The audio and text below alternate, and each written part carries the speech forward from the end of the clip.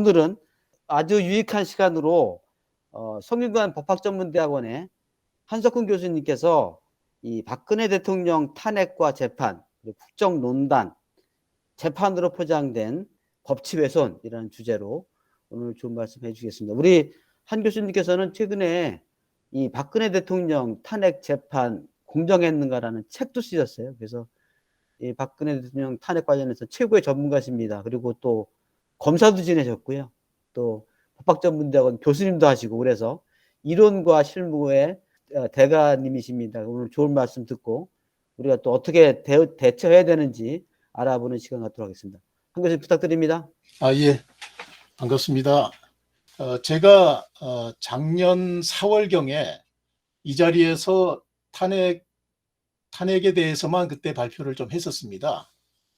근데 그때만 해도 작년 1월에 이 최서원 게이트 사건, 이 사건에 이제 제3고심이 끝나서 그 후로는 이제 세인들의 관심에서 멀어졌죠.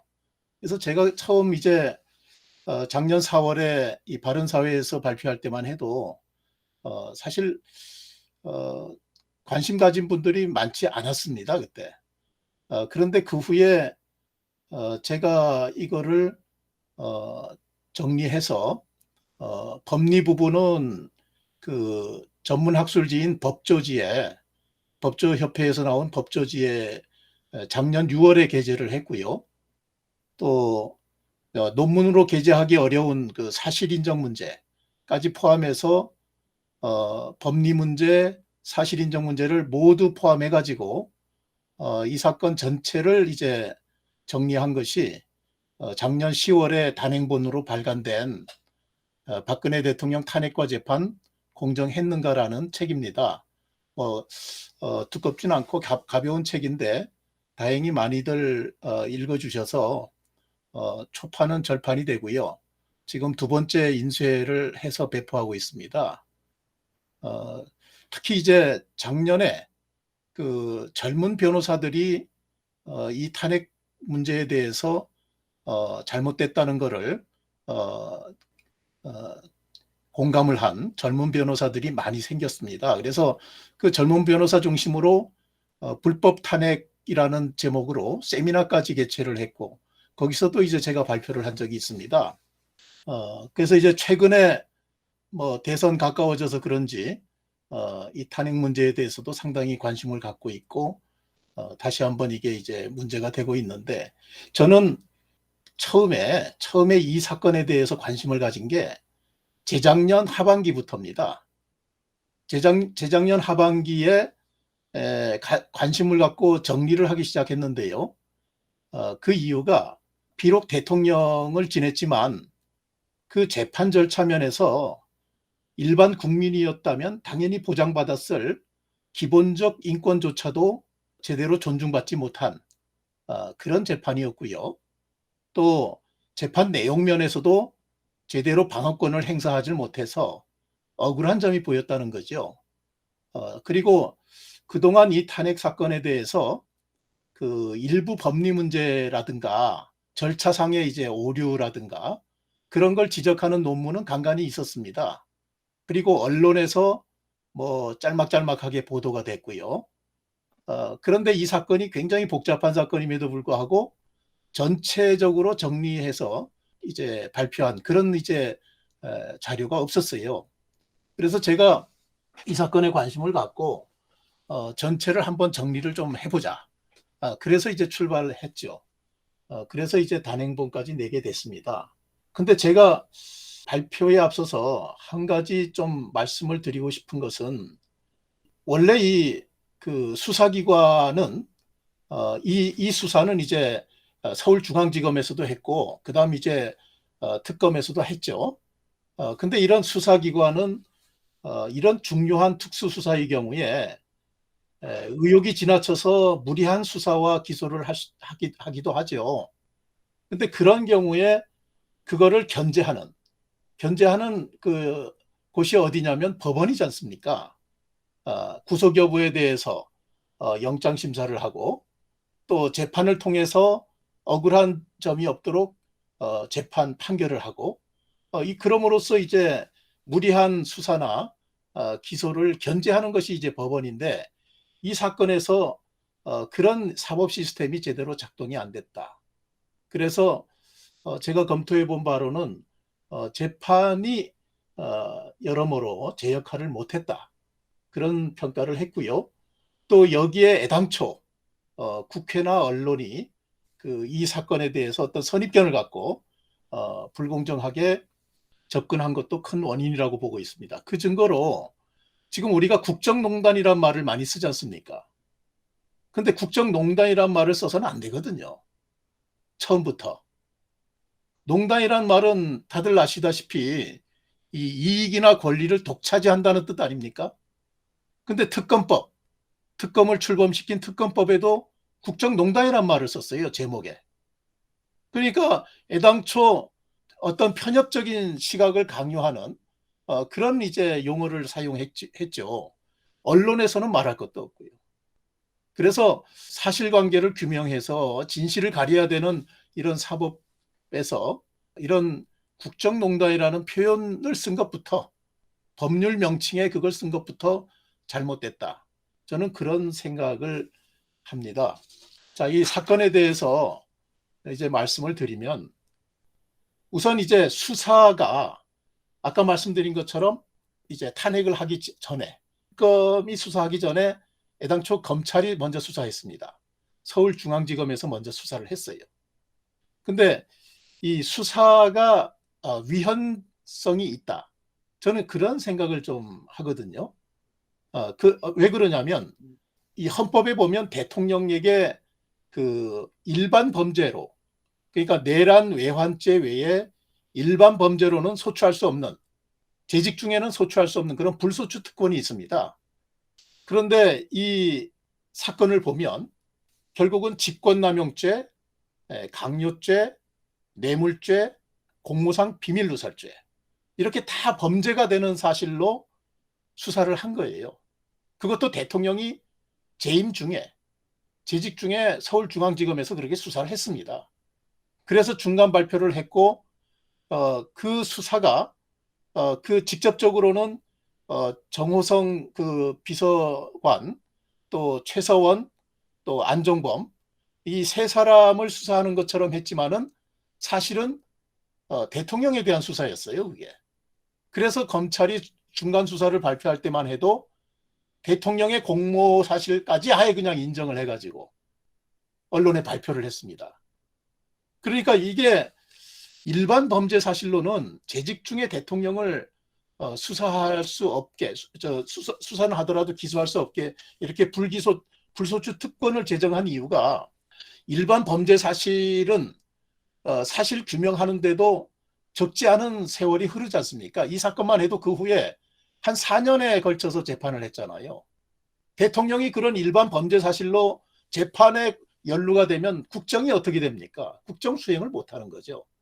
그러니까 대통령에 대해서 이런 특권을 준 것은 대통령을 위해서 준 게 아니라 나라 국정을 제대로 수사나 재판에 시달리지 않고 할 수 있도록 보장을 해준 게 우리 헌법의 정신이거든요. 그러니까 내란죄, 외환죄란 모르는데 이런 일반 범죄로 대통령이 아직 재임 중에 사실상 대통령을 겨냥한 수사를 했어요.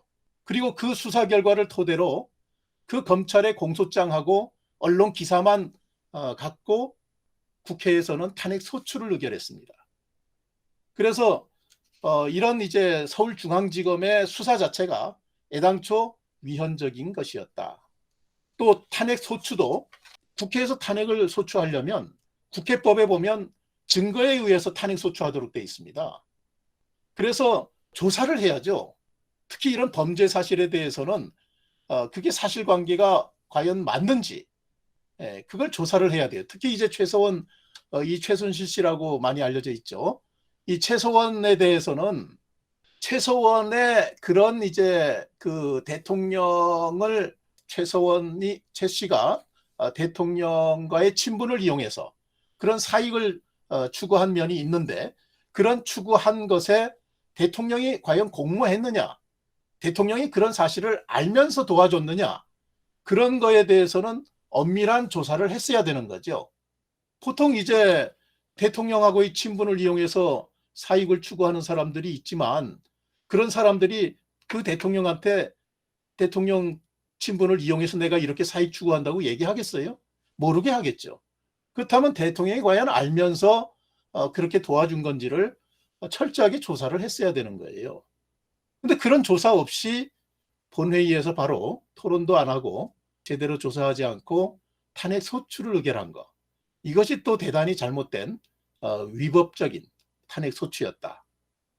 그다음 이제 탄핵 재판도요. 보통 이제 사실 조사가 필요 없는 사건도 있죠. 가령 노무현 대통령의 탄핵 소추 같으면은 대통령의 정치 중립 의무 위반이다고 해서 탄핵 소추를 했지 않습니까? 그때 정치적 중립 의무 위반이라는 것은 기자들이 모인 자리에서 아예 그런 행동을 했죠. 그런 행동을 했기 때문에 그거는 사실 조사할 여지가 없어요.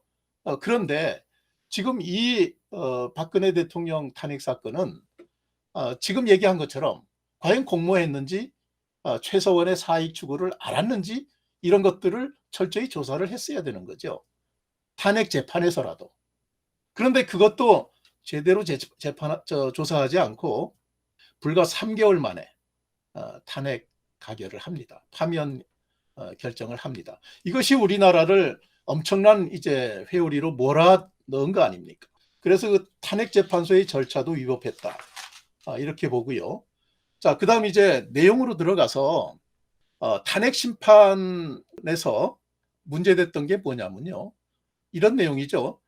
직권남용죄와 강요죄로 나중에 이제 기소가 됩니다만은 기업의 재산권과 경영의 자유를 침해했다.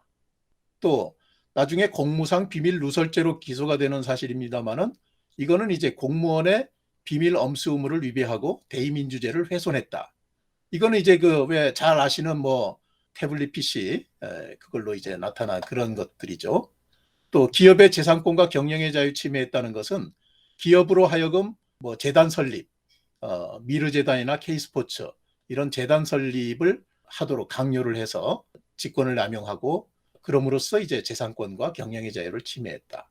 뭐 뇌물죄는 이제 이 탄핵할 때만 해도요. 탄핵 재판에서 다루어진 거는 삼성 뇌물죄는 탄핵 재판에서 다루어진 게 아닙니다. 그건 나중에 이제 특검 조사 때 이제 드러나서 이제 이루어진 거고 탄핵 때는 이제 미르재단, K스포츠 그 재단 설립에 삼성도 이제 돈을 냈는데 그것이 이제 삼성 부부는 뇌물죄도 된다.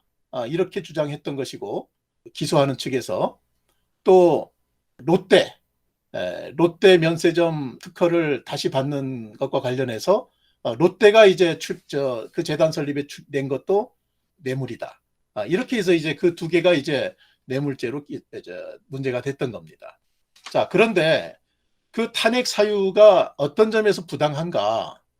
자, 우선 공무상 비밀 누설죄가 문제가 됐던 이 태블릿 PC 언론 보도 사건이죠.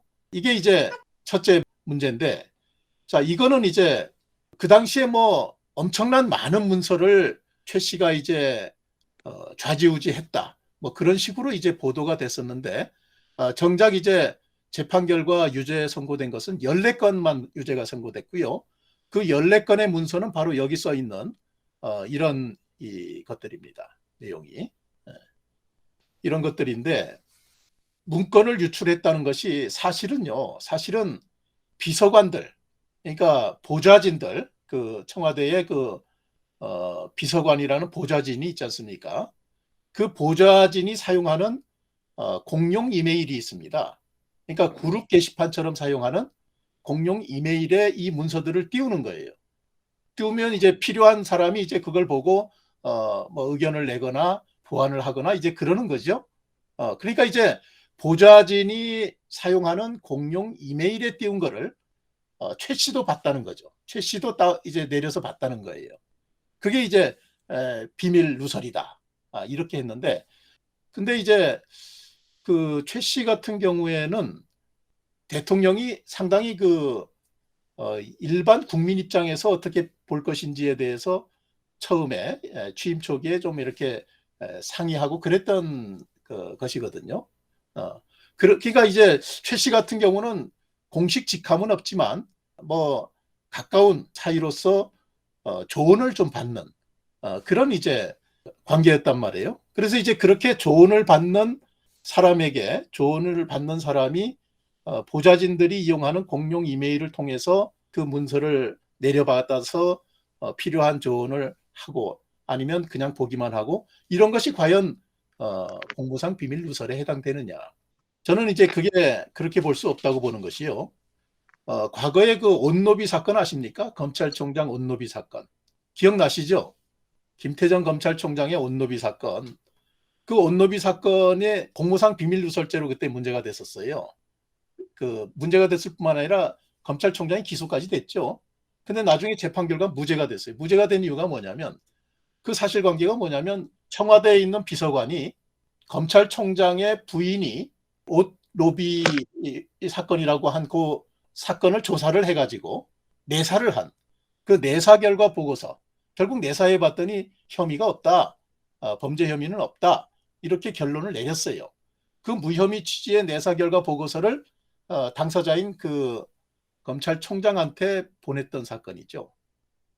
그 사건을 이제 공무상 비밀누설죄로 기소를 했는데 나중에 무죄가 됐어요. 무죄가 된 이유가 뭐냐면 비밀로서 보호할 가치가 없다. 자, 그런 문서조차도 비밀로 이제 보호할 가치가 없기 때문에 공무상 비밀누설죄가 안 됐던 겁니다. 그런데 이거는 조언을 받기 위해서 보좌진의 하나로 생각해가지고 그렇게 문서를 보게 했던 것이 이 공무상 비밀누설죄로 처벌받을 만한 죄냐? 저는 그게 아니라고 보는 거고요. 더구나 이제 당시 문제가 됐던 거는 민간인인 최 씨가 국정을 지배했다. 그래서 이제 국정농단이다 이런 말까지 했지 않습니까? 그런데 이제 그 재판 기록을 보면 최 씨가 뭐 여기 나오는 그 드레스덴 연설문만 하더라도 최 씨가 수정한 게 하나도 없어요. 네. 그러니까 그 문서의 중요 부분을 최 씨가 손봤다는 것이 하나도 증명이 안 된 겁니다. 자, 그 다음에 이제 그 직권남용죄가 또 문제가 되는데 이 직권남용죄의 범죄 사실들은 이제 이런 것들이 문제가 유죄로 인정이 됐었어요. 근데 이런 것들이 다 강요했다. 기업에게 이런 이제 뭐 중소기업을 도와주라고 강요를 했다든가 미르재단, K스포츠재단 설립에 돈을 내라고 강요했다든가 뭐 이런 식의 그 뭐 범죄 사실로 기소한 겁니다. 그런데 이 강요죄는 전부 무죄가 됐어요. 그럼 강요가 없었다면 뭡니까? 강요가 없었다면 이렇게 기업체에 요구한 것은 단순히 협조 요청에 불과한 거죠. 그렇다면 그것은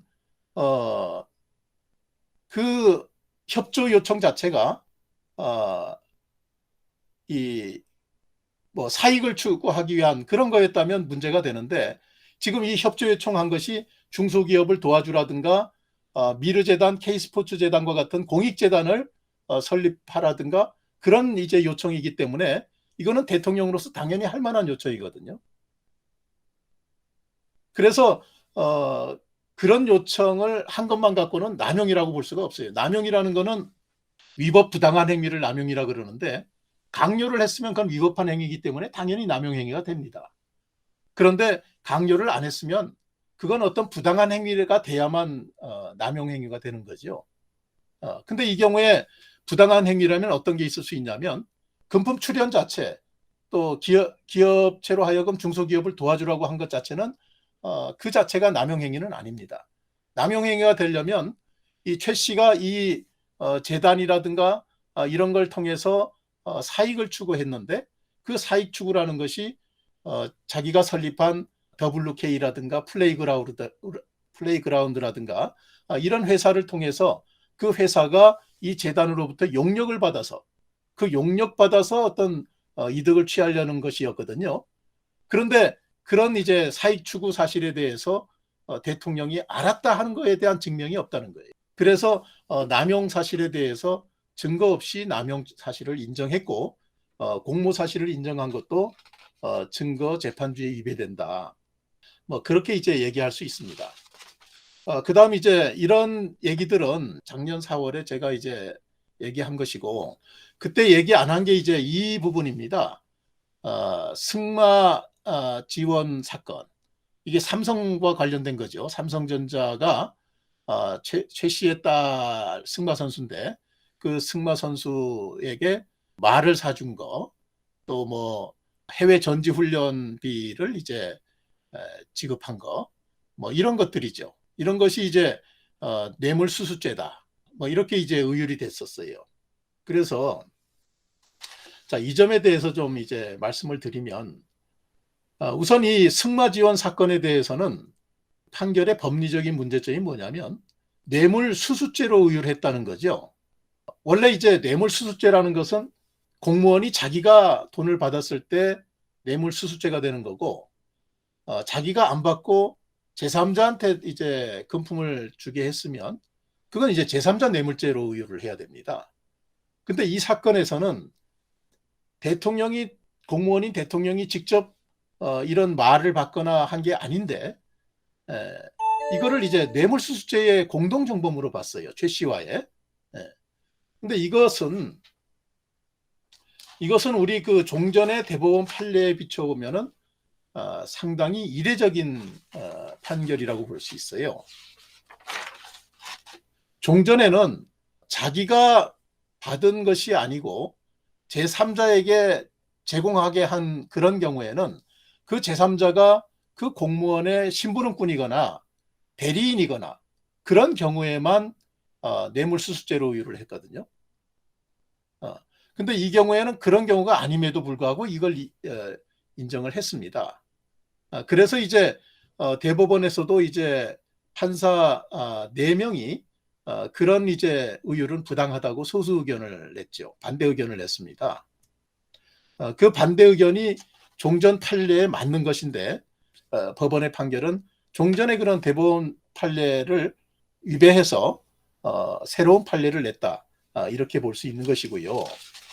그 다음에 이제 영재센터 지원 사건, 삼성전자가 영재센터를 지원한 것은 이것은 이제 그 제3자 뇌물죄로 의율을 했어요. 영재센터라는 제3자에게 이렇게 동계 스포츠 메달리스트들이 설립하는 영재센터 후원을 요청했다. 뭐 이런 내용이죠. 이런 내용인데, 자, 이거는 이제 제3자 뇌물죄로 의율하니까 이제 필요한 게 뭐냐면 부정한 청탁이 있었느냐 여부를 증명을 해야 돼요. 부정한 청탁이 있었는지가 증명이 안 되면 무죄가 되는 사건입니다. 근데 그 부정한 청탁의 내용을 법원은 어떻게 봤냐면 이재용의 삼성 승계 작업을 대통령이 도와주는 그것이 이제 부정한 청탁이다. 뭐 이렇게 봤습니다. 근데 그 승계 작업이라는 거에 대해서 3명의 대법원 판사는 그런 승계 작업이 있었다고 볼 수 없다. 승계 작업이라는 부정청탁이 있었다고 볼 수 없다. 이렇게 이제 봤습니다. 그럼 이제 어느 쪽이 맞느냐? 소수 의견이 이것도 종전 판례에 부합하는 의견이다. 저는 이렇게 이제 봤습니다. 그 이유가 이 제3자 뇌물죄의 경우에 부정한 청탁이라는 요건을 특별히 더 요구하는 이유는 뭐냐면요. 대통령의 경우에 그 권한 범위가 굉장히 광범위하지 않습니까? 광범위한데 어떤 이제 명시적인 특정한 부정 청탁이 없이 제3자를 도와주라고 한 것을 갖고 그거를 이제 부정한 청탁이라고 인정해버리면 대통령이 만약 그 공익을 위해서 기업으로 하여금 제3자를 도와달라고 요청하는 그런 정당한 직무 수행이 모두 자칫 잘못하면 제3자 뇌물죄로 의율이 되는. 그래서 이 대통령이 기업들에게 뭐 어떤 좋은 일을 하라고 말을 할 수가 없는 그런 이제 결과가 돼버립니다. 왜냐하면 이제 기업치고 대통령 도움이 필요 없는 그런 현안이 없는 기업이 어디 있겠어요. 뭐 크든 작든 간에 조금씩은 뭔가 정부의 지원을 필요로 하겠죠. 그래서 제3자 뇌물죄의 경우에 부정한 청탁이라는 것은 좀 엄격히 봐야 되거든요. 그래서 명확해야 됩니다. 명확하게 특정이 돼야 돼요. 청탁 내용이. 그런데 이 경우에는 그 명시적인 청탁이 없었는데 그럼에도 불구하고 승계 작업이라는 그런 어떤 포괄적인 그런 현안이 있다는 것을 상정을 해가지고 그에 대한 대가로 이렇게 금품을 내게 한 것이다. 이렇게 이제 봤어요. 결국 이제 포괄적 제3자 뇌물죄를 인정한 거죠. 포괄적 뇌물죄라는 건 전에도 판례가 좀 있었습니다. 그건 이제 뇌물수수죄의 경우에 대통령과 같이 권한 범위가 광범위한 경우에는 그런 경우에는 그 대통령이 직접 돈을 받은 경우 그게 이제 뇌물수수죄죠. 직접 돈을 받은 경우에는 대통령과 같이 권한 범위가 많은 경우에는 명시적인 어떤 청탁 이제 대가 관계가 없더라도 뇌물성을 인정을 한 거죠. 그게 이제 과거에 그 전두환 노태우 비자금 사건 때 그때 이제 처음으로 그 포괄적 뇌물수수죄를 인정한 거거든요. 그래서 이제까지 그 포괄적 뇌물수수죄라는 것은 그 대통령이 직접 돈을 받은 경우에만 인정을 했어요. 이제까지 제3자한테 돈을 지원하게 한 그런 경우까지 포괄적 뇌물죄를 인정하지는 않았습니다. 이 사건 때 처음으로 이제 그런 포괄적 제3자 뇌물죄를 인정한 셈이 됐다. 이렇게 이제 볼 수 있습니다. 자, 시간이 좀 돼서 요약을 하자면 결국 제가 이 내용을 검토해 보면 이 법원이 그 애당초 그 국회에서 탄핵 소추를 하고 헌법재판소에서 탄핵하면 탄핵 결정을 한 그 탄핵 사유 중 상당 부분이 불기소되거나 형사재판에서 무죄를 선고받았어요. 그 무죄 선고받은 것은 이제 여기 보면 요게 이제 여기 지금 탄핵 사유가 언급되어 있는 게 전부 다 탄핵 사유예요. 이게 다 탄핵 사유인데 이 중에 나중에 재판 결과 유죄가 인정된 것은 빨간 글씨로 써 있는 것만 유죄가 인정이 된 겁니다. 까만 글씨 이거는 다 이제 기소 자체가 안 되거나 기소가 됐더라도 무죄가 된 거예요. 그리고 이제 법원이 이 대통령에 대해서 유죄 선고한 부분도 증거가 부족하거나 아까 말씀드린 것처럼 무리한 법리를 창안한 것이다. 그래서 적어도 이 대통령에 대해서는 유죄를 인정하기가 어렵다.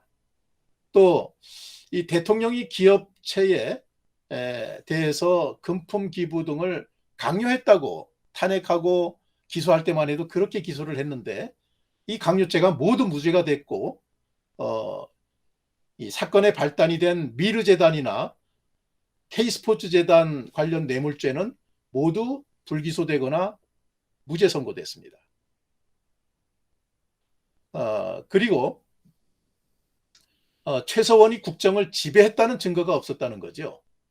그래서 이제 당시 언론에서는 뭐 태블릿 PC 들먹이면서 뭐 이렇게 이제 국정을 뭐 지배했다 최 씨가 했는데 그 증거가 없다는 거예요. 그리고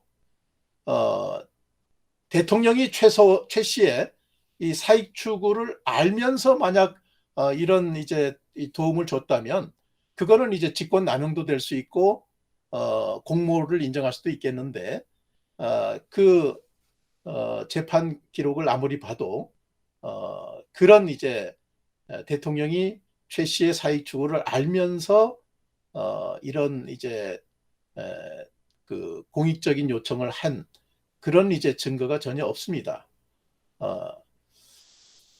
그리고 삼성그룹 관련 뇌물죄의 경우에도 방금 말씀드린 것처럼 종전 판례에 반해서 뇌물죄의 공동정범 성립 범위를 부당하게 확장했고 또 포괄적 제3자 뇌물죄 법리를 최초로 인정한 그런 무리한 법리를 적용했다.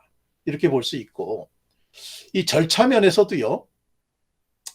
한 3년 9개월 동안 재판이 진행이 됐는데 대통령을 이제 계속 구속을 시켰죠. 전 대통령을 시켰고 특히 1심에서는 일주일에 공판기일을 서너 번이나 열었어요. 거의 매일 하다시피 한 거죠.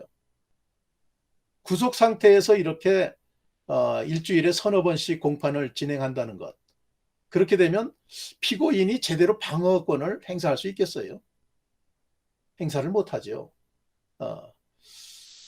그래서 이 사건의 경우에 우리 법치주의가 확립된 그 자유민주국가에서는 그 형사 절차에서의 인권 보장을 위해서 이제 무죄 추정 원칙이라든가 증거 재판주의라든가 불구속 재판 원칙 이런 것들이 이제 확립돼 있는데 이 박근혜 대통령 탄핵과 재판의 경우에는 이런 원칙들이 모두 무시가 됐고 국회나 언론이 이제 국정농단으로 어떤 선입견을 갖도록 포장을 하고 충분한 증거도 없이 이 대통령의 공모 사실과 같은 주요 사실을 인정했다는 것. 또 이미 충분히 수사가 되어서 증거인멸 우려가 없는데도 대통령을 장기간 구속을 했어요. 보통 1심은 6개월밖에 구속을 할 수 없거든요. 그런데 6개월이 지나니까 별건으로 이제 구속을 다시 했는데 그 별건이라는 게 그 롯데 사건하고 SK 사건입니다. 그 사건은 이미 충분히 조사도 돼 있고 주요 심리를 마친 상태였어요. 그런데 그 사건 관련해서 증거인멸 우려가 있다. 뭐 이래가지고 영장을 다시 발부했는데 그거 이제 별건 영장이라 그래서 우리 실무에서는 그렇게 안 하죠. 그렇게 안 하는데 그렇게 했다는 거. 1심 재판이만 해도 초기 6개월간 거의 78회의 공판이 이어져 가지고 제대로 방어를 못했다는 거. 뭐 이런 것들이 일반 국민이었다면 도저히 그렇게 하지 않았을 것이거든요. 일반 국민들이라면 마땅히 보장받았을 그런 기본권조차 보장을 안 했던 우리 법치주의가 크게 후퇴되는 그런 나쁜 선례를 남겼다. 뭐 저는 이제 그렇게 이제 이 사건을 평가하고 있습니다. 네, 이상 마치겠습니다. 예, 말씀 잘 들었습니다. 한 교수님께서 말씀하신 거를 보면서 실은 박근혜 대통령 탄핵 관련해서 재판 과정에서 보면 실은 우리가 쟁점들을 많이 말씀하셨습니다. 뭐 엄청나게 많이 말씀하셨는데 그 사건별 쟁점에 관해서 한 교수님 보시기에 법학자로서 검찰에 근무 실무자로서 보실 때 기존에 나와 있던 판례와는 전혀 다른 법리 적용을 했다. 뭐 특히 이제 증거 없이 재판에서 유죄 판결 내린 거 이런 부분들에 대해서는 실은 우리가 법치주의 훼손이라고 하는 그 말씀이 맞는 것 같습니다. 뭐 이게 이제 우리가 법치주의라고 하는 게 뭐 왜 나왔느냐, 법치주의가 재형법정지 아니겠습니까? 기본 원칙이. 그거는 실은 그 전에 있었던 실은 마녀사냥으로부터 국민들의 인권을 보호하기 위한 거였는데 교수님께서 말씀하신 걸 들어보니까 일반 국민들한테는 인정됐던 이러한 소위 말하는 형사상 권리가 전혀 보호받지 못했다라는 말씀을 다시 한번 느끼게 됩니다. 좋은 말씀 감사드리고요. 여기 대해서 우리 다른 우리 참여하신 분들께서 의견을 주시고 또 여기에 대해서 한 교수님 또 코멘트 해주시고 이런 식으로 진행하도록 하겠습니다. 예, 저 신백훈 의병입니다. 예, 신 대표님 말씀해 주세요. 한석훈 교수님 진정 용기 있으시고 실력이 있으시고 아주 훌륭하신 지식인이라고 저는 오늘 아주 절감을 하고 있습니다. 참으로 감사하고요. 감사합니다. 제가 채팅창에 글을 올렸는데 탄핵이라고 하는 것도 탄핵 사유별로 국회에서 의결을 건건히 해야 마땅한데 저렇게 일괄한 것부터도 국회가 잘못이라고 보는데 국회의 잘못에 대해서 어떻게 처벌할 수 있는 뭐 방법이라든가 법적 근거라든가 그런 것도 앞으로 연구가 돼서 저놈도부터 그런 국회에서부터 하는 것도 이제는 앞으로는 못하도록 해야 되지 않겠는가 그런 생각을 제가 해봅니다. 예, 감사합니다. 예. 훌륭하십니다. 조동근 대표님, 예. 말씀을 잘 들었고요. 근데 참 이걸 어떻게 앞으로 그러면은 교정을 해야 되죠? 그러니까 분명히 잘못된 건데 우선 기본적으로 내후 그다음에 외란, 내후 외환이죠. 얘기할 때. 아니면은 불소추의 특권을 갖는데 그것부터 망가진 거 아니에요? 여러 가지. 그렇죠. 예, 예. 그런데 이런 거를 어떻게 교정을 하죠? 어떻게? 그다음 또 하나는 저는 이제 경제학을 이제 하다 보니까 제일 화가 나는 게 그 무슨 경영권 승계, 이 경영권 승계라는 게 보면은 현안이 아닌 기업이 없잖아요. 모든 기업이 다 그렇죠. 그렇죠. 그런데 대통령이 그러면 결제해서 몇 월 며칠부로 무슨 누구에게 넘겨 이렇게 할 수 있는 것도 아닌데 경영권 승계에 대해서 묵시적인 청탁을 했다라는 건 말이 안 되는 건데 그게 어떻게 그러면은 뭐 청탁이 이제 좀 뭐 증거가 없으니까 묵시적이라는 얘기를 해갖고 소위 뭐 관심법까지 나오는 건데 그렇게 해서 재벌을 옥조이고 그러면 이게 도대체 뭡니까? 그래서 제가 쭉 들어보면은 이게 좁힌다면은 결국은 뭐냐면 이 조직적인 인권 침해죠. 그러니까 조직적인 개인의 그러니까 이제 박근혜 대통령 인권을 침해를 하고 정권을 찬탈한 그런 이제 부정 행위인데 이걸 앞으로 어떻게 하나씩을 교정을 하냐 그런 얘기예요. 이걸 교정을 그럼 어떻게 한 번에 할 수는 없지만은 큰 문제일수록 쪼개갖고 하나씩 짚고 넘어가야 되는데 제일 앞에 나와 있을 게 뭐냐면은 분명히 헌법에 나와 있잖아요. 네? 대통령의 불소추 권한이 왜 침해됐는지. 그러고 솔직히 보면 공소장을 갖고 어떻게 그 많은 사람들이 그냥 아무런 어떤 그 토론 뭐 그런 어떤 뭐 사실 없었죠. 보면은요. 여론 재판을 하면서 그렇게 빨리 탄핵 소추를 갖다가 국회에서 의결을 했는지 이 두 가지만이라도 좀. 근데 지금 가만히 보면 이거는 그냥 묻힐 수밖에 없다고 생각되는 게 너무나 많은 사람들이 바보짓을 해가지고 스스로 내가 바보짓을 했다고 인정을 안 하면 이게 문제가 다시 이 처음으로 돌아가지 못할 것 같아요 보면요. 어떤 나라에서 저는 뭐 법학에 대해서는 약간 문외한이지만은 닉슨 대통령의 어떤 그 탄핵은 사실은 불법 행위에 해당되는 거죠. 그래갖고 이제 증거에 의해서 이게 이제 그러다 보니까 이제 그냥 뭐 대통령직을 이제 뺏길 것 같으니까 자기가 자발적으로 한 건데 공소장으로 한 그런 이런 탄핵 소추는 없잖아요. 그럼 어떻게 이걸 교정하겠냐 그런 얘기예요. 어떻게. 이건 안 하면 또 안 되지 않아요 보면요. 물론 제일 바보는 방어를 못한 박근혜 대통령 진영이겠지만은 그래도 교정을 해야 되겠죠. 교정 어떻게 할 거냐. 네. 예, 이게 참 맞습니다. 그 미국에서도 탄핵을 법관이라든가 정치인에 대해서 탄핵을 많이 하거든요. 많이 하지만 사실 조사를 반드시 거칩니다. 특검 조사라든가 특별검사, 특검의 조사라든가 아니면 국회 사법위원회, 특별위원회 그런 데서 이 철저하게 사실 조사를 해요. 그런 다음에 탄핵 소추를 합니다. 근데 우리는 그런 이제 사실 조사 과정을 제도적으로는 있습니다. 제도적으로는 뭐 법사위에서 그렇게 조사하게 돼 있고 그런데 이 사건의 경우에는 모든 걸 생략해 버렸어요. 뭐 저 국정조사라고 했지 않습니까 그때. 근데 국정조사를 끝내기도 전에 또 사실관계 조사한답시고 특검법을 통과시켰잖아요. 그런데 특검 들어가기도 전에 탄핵소추를 먼저 해버렸잖아요. 그래서 왜 그랬는지 저는 도저히 납득이 안 됩니다.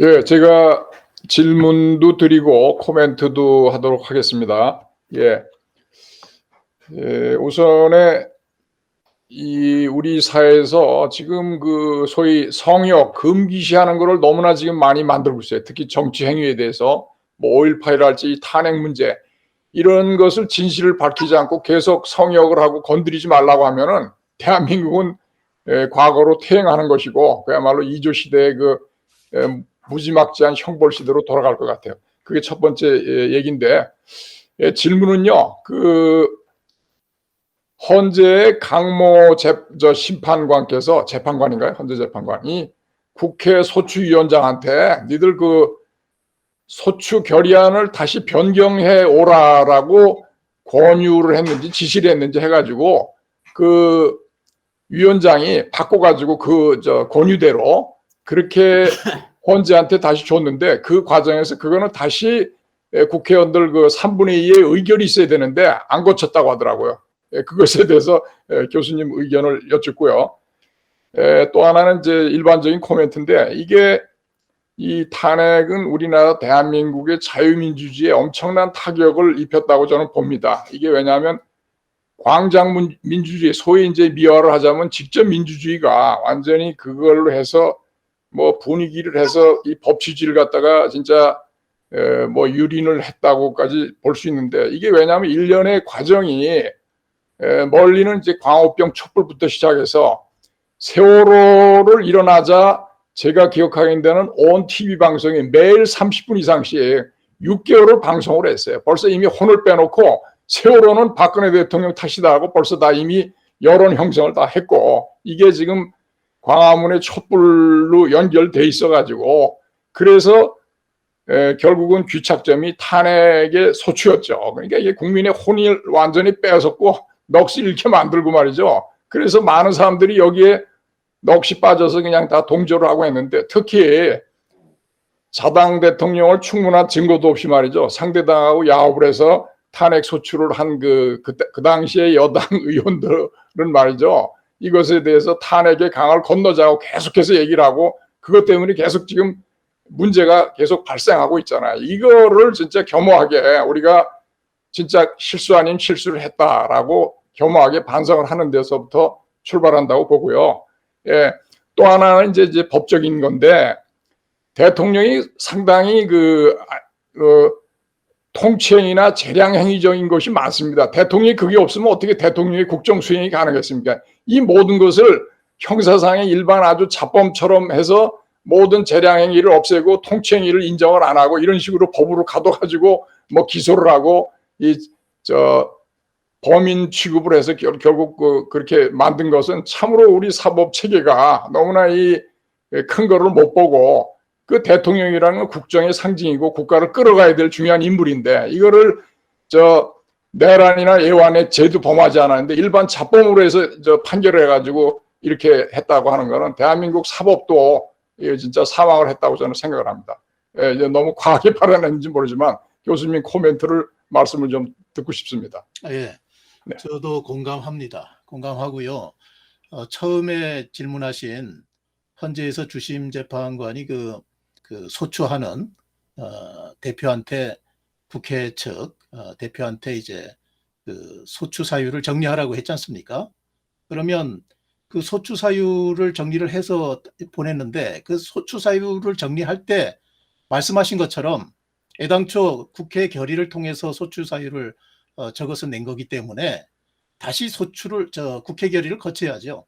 정리된 소추 사유를 국회 결의를 거쳐야 됩니다. 그거 제소한 소추 사유 중에 일부를 빼는 것도 그렇고 일부를 더하는 것도 그렇습니다. 그 다 국회 의결을 거쳐야만 되는데 그걸 안 거친 거는 불법입니다. 그건 불법이고 그 점 뭐 많은 분들이 지적하는데 저도 공감하고 있고요. 그리고 말씀하신 것처럼 정말 당시 이 소추에 관여했던 그 국회의원들 뭐 여당 의원들이야 뭐 그럴 리 없겠지만 야당 의원만이라도 잘못한 것에 대해서는 잘못했다 하는 거를 철저하게 좀 사실조사를 해가지고 그거에 대해서 백서라도 발간을 하고 이 사실관계에 대해서 당의 입장은 이렇다 하는 사실관계를 발간하고 또 그거에 대해서 잘못한 사람은 내 그때 잘못했다 뭐 이렇게 얘기를 했어야 되는 거죠. 만약 그 얘기를 했으면 저 이런 거 안 썼습니다. 그걸 안 하니까 제가 볼 때는 너무 답답하더라고요. 그래서 참 그런 면에서는 우리 그 정치인들이 정치를 이거 제대로 하고 있나 하는 생각이 저는 많이 들었습니다. 예, 그 정도로 얘기하겠습니다. 예, 감사합니다. 지금 저도 계속 한 교수님 말씀하신 거 들으면서 이제 박근혜 대통령이 뇌물을 직접 받은 건 없잖아요. 예. 그런데 결국 이제 제3자가 받은 것을 가지고 예. 포괄적인 예. 제3자 뇌물죄 이렇게 적용했지 않습니까? 예. 이범리가 지금 계속 말씀하신 것처럼 그동안은 적용되지 않았던 법리 그렇습니다. 아닙니까? 그렇습니다. 근데 앞으로는 어떻게 될 것 같아요? 이범리가 이게 적용되면서 이범리가 계속해서 그냥 이 박근혜 대통령 한 사건으로 남을 것인지 아니면 사후에 형사소송에서도 계속 이 법리가 적용될 것인지 그게 좀 궁금합니다. 그러니까 나쁜 선례를 남긴 겁니다, 지금. 그래서 지금 직권남용죄라든가 공무상 비밀 누설죄라든가 뇌물죄, 특히 뇌물죄의 경우에 지금 제3자 뇌물죄에 포괄적 제3자 뇌물죄까지 인정해버리면 이 세 가지 죄명이 정적을 숙청하는 수단으로 활용이 돼요. 공무상 비밀 누설죄도 그렇고 직권남용죄도 그렇고 뇌물죄 중에 이런 포괄적인 뇌물죄 이거를 범위를 이렇게 확장해버리면 필요하면 정적을 제거하는 수단으로 법조인들이 이용이 되는 그런 이제 잘못된 관행을 낳을 수가 있습니다. 그래서 이거를 이제 우리가 엄밀하게 좀 비판할 필요가 있는 거죠. 이 시점에서. 저기 뭐 똑같은 뭐 얘기가 반복될지 모르지만은 사실은 제일 중요한 게 조금 한 호흡 좀 지나서 박근혜 대통령 또는 그쪽 진영에서 체계적으로 좀 이의를 제기해서 이걸 바로잡아야 되거든요. 왜냐하면 제가 생각할 때 이 건은 대한민국이 건국된 이후에 최대 치욕적인 사건이죠. 어떻게 보면 여론 재판, 그다음에 마녀 사냥, 정권 찬탈에 대한 어떤 음모 세력이 결합돼 갖고 그냥 뭐 정상적인 어떤 대통령 끌어내린 거 아닙니까, 솔직히. 그럼 이걸 누가 그렇죠. 도와주죠? 본인이 이의를 제기하는 게 제일 좋은 건데 그게 안 되면은 서서히 이거를 다시 한번 성찰하자는 어떤 그런 얘기를 꾸준히 누군가 해야 됩니다. 그렇지 않고서는 이 묻혀버리면요. 그야말로 탄핵의 강을 어떻게 건넙니까? 그전에 양심의 강을 건넜잖아요, 사실요. 그러다 보니까 잘못한 사람들이 최소한도 내가 그때는 깊이 생각하지 못했다라는 유감 표시마저 안 하잖아요, 보면요. 그렇죠? 공소장을 갖고 탄핵한 거에 대해서는 신중하지 못했다라고 얘기조차 못하는 이 정치 현실에서 이 기정사실을 받아들여지면은 대통령 뽑고 나서 무슨 뭐 앞으로 진행하면 뭐 합니까? 과거에 큰 어떤 이런 어떤 그야말로 국정을 갖다 좀 찬탈한 그런 행위에 대해서 눈 감고 넘어갔는데 그래서 저는 보면 이게 하여튼 대한민국 건국 이래 이만한 어떤 부끄러운 사건이 없고요. 또 이렇게 또 무능한 또 사실 대통령도 안 계셨고 그래서 참 우리가 뭐 일환격석이지만 하여튼 꾸준히 뭐 이런 얘기를 지금 선거 직전에 누가 하겠습니까 보면요. 그리고 또 그냥 개인적인 소회를 말씀드리면은 이게 아마 2016년 한 10월 말쯤 됐을 거예요. 그때부터 제가 한 5년여 보면 늘 우울증에 시달린다고요. 너무 화가 나서. 예? 그럼 또 하나 뾰족하게 지금 말이 좀 길어졌으니까 연설문 수정을 했다고 그러죠. 드레스탄이가 그레스텐 뭐죠? 하여튼 뭐 그레스텐이 뭐예요? 드레스덴. 드레스텐. 그러면은 연설문 수정했다고 주장한 사람들이 있어요. 그럼 뭐를 수정을 했냐? 한번 증거를 한번 대고 그걸 아마 좀 뭔가 좀 얘기를 해야 돼요. 그다음에 제일 저도 기억에 나는 게 그 손석희 그 뭐 마귀죠. 그 완전히 무슨 뭐 그 없는 걸 갖다 화면을 만들어서 말이죠. 예? 뭐 PC도 아닌 말이죠. 그 태블릿 PC를 갖다 그렇게 해서 그 안에서 뭐 주고 간 뭐 오고 간 대화를 그걸 가짜로 만들어서 그러니까 뭐를 드레스덴 그 연설문을 수정을 했냐? 그다음에 네가 지금 손석희 네가 처음에 폭발시킨 그 PC 태블릿에서 나온 대화 그 증거를 갖고 와라. 그거부터 해서 이거를 좀 사실규명을 좀 해야 돼요. 사실규명을. 그거 안 하면은 이거는 물론 이제 당장 되지는 않겠지만은 윤석열이 먼저 하기도 참 어려울 테지만 만약에 정권이 안 바뀌면 그건 영원히 묻히는 거고요. 정권이 바뀌면은 뭔가 누군가 이렇게 불씨를 갖고 있으니까 이것이 서서히 회복이 되면서 억울한 사람한테 누명도 벗기고 대한민국의 국정이 사실 마비된 거 아닙니까? 국정이. 그래갖고 아까 말씀드린 대로 결과적으로는 개인의 인권을 침해한 거고 정권을 찬탈한 그런 가장 추악한 범죄에 많은 사람들이 더군다나 그 당시 여권에 있는 사람들이 국회의원에 뭐 얼마입니까 도대체 한 60명 가까이가 찬성한 거 아닙니까? 그게 다 역사적 기록 아니죠. 기록 아닙니까? 그래서 이제 뭐 제가 뭐 대안은 없는데 하여튼 말씀드린 요즘 뭐냐면은 이걸 가슴에 좀 킵하자 그런 얘기예요. 가슴에. 그렇지 않고서 그리고 이걸 해결하지 않고서는 안 돼요. 보면 이게 덮으면은 아무것도 아니죠. 그럼 우리가 역사에서 배우지 못하는 거고요. 그냥 치부를 그냥 쓰레기를 갖다 그냥 뭐 덤프 트롤 해갖고 홀도 없고 불도저를 밀고 해서 그냥 콘크리트를 씌워갖고 그냥 영구 폐쇄하는 거나 마찬가지 아닙니까? 그러니까 제일 먼저 드레스덴에서 뭐를 수정을 했지? 그 증거 갖고 와. 그 다음에 손석희한테 네가 봤다는 도대체 PC, 아니면 그 저기 뭐 태블릿 PC에서 최소원하고 왔다 갔다 무슨 카톡 같은 식으로 했다는데 그 증거 갖고 와. 그렇게 해서 출발해야 될 것 같아 보면. 뭐 그렇습니다. 뭐 저도 그냥 뭐 저기 늘 우려가 있어. 안 교수님, 예, 안 교수님 혹시 재심 가능성은 없어요? 재심을 할 수는 있습니다. 특별 사면을 받아도 재심 사유가 있으면 재심할 수는 있는데 그 재심 사유라는 게 좀 한정돼 있죠. 그래서 이제 뭐 증인을 했는데 그 증언이 이제 위증으로 밝혀졌다든가 그래서 처벌됐다든가 뭐 그런 특별한 경우라야 이제 재심 사유가 되죠. 근데 어쨌든 뭐 재심을 해야겠죠. 언젠가는 재심을 해야 될 겁니다. 제가 볼 때는 이게 위증이 밝혀질 가능성도 있다는 생각도 좀 들고요. 그런 생각도 좀 들고 그리고 아까 방금 말씀하신 우리 조 교수님 말씀하신 그 태블릿 드레스덴 연설문 그건 수정한 것이 증명이 안 됐습니다. 그러니까 수정했다는 것이 증명이 안 됐어요. 그리고 내려받은 것도 하루 전에 내려받은 거거든요. 하루 전에 받아가지고 독일에 있는 대통령이 그 수정한 걸 또 그 사이에 수정이 하는 걸 받을 수 있겠어요? 그냥 공용 이메일에 있는 걸 하루 전에 봤을 뿐이지 그걸 수정한 흔적이 없습니다. 그 당시에 네. 그 언론에서는 뭐 태블릿 PC상에 이렇게 빨갛게 수정했다는 것처럼 마치 수정한 것처럼 보이게 방영을 했잖아요. 그 빨간 표시 있는. 그런데 그 태블릿 PC는 수정 기능 자체가 없답니다. 제가 한 가지 말씀드리면 이 공모 사실을 인정하려면요. 구체적인 범죄 사실에 대해서 인식하거나 그 범죄로 인해서 취득한 이득을 분배받거나 이것이 이제 공모 사실을 인정할 수 있는 거거든요. 근데 이 최 씨가 가령 뭐 중소기업에 관해서 이렇게 납품받아달라고 청탁을 하고 그 중소기업으로부터 한 5천만 원 정도 금품을 받은 건 있어요. 근데 그거를 대통령이 분배받은 적이 없습니다. 그 받았다는 사실조차 몰라요, 대통령은.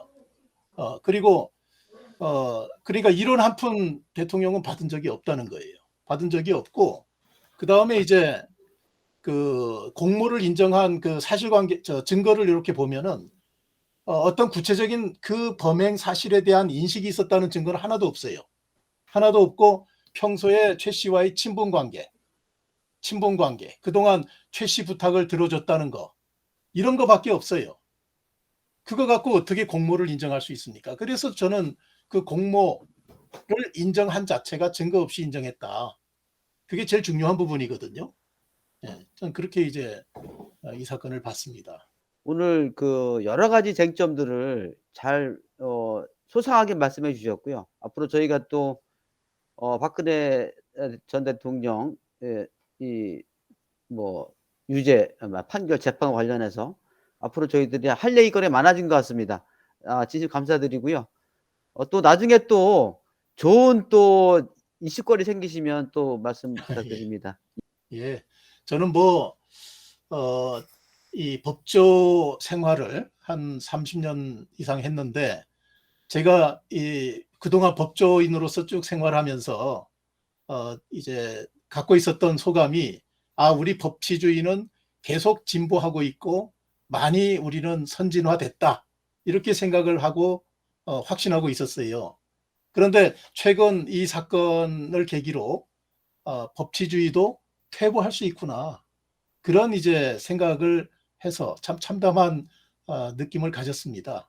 모두가 공감할 생각이라고 생각됩니다만은 이제부터라도 우리가 법치주의를 회복하는 그런 걸음을 한 걸음 한 걸음 해나갈 필요가 있다고 생각해요. 노력이 필요한 것 같습니다.